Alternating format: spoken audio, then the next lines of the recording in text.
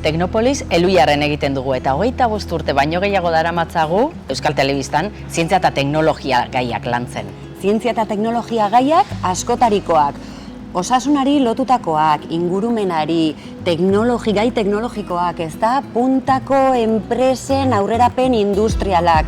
Eta horretarako nora jotzen dugu, gure inguruko enpresetara, ikerketa zentroetara, unibertsitateetara, bertan ditugulako, aditu eta ikertzaile bikainak. Jakin-min handikoa gara eta gure ikusleak ere bai. Eta horregatik, aprobetxatzen dugu aukera daukagula bestela ikusiko ez genituen lekuetara sartzeko.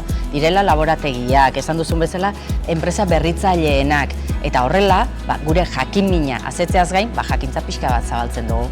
Eta hori nola egiten dugu, aldugun sakontasun eta zorroztasun guztiarekin. Beti ere berdintasuna eta ingurumenaren alderdiak gure gai guztietan txertatuta.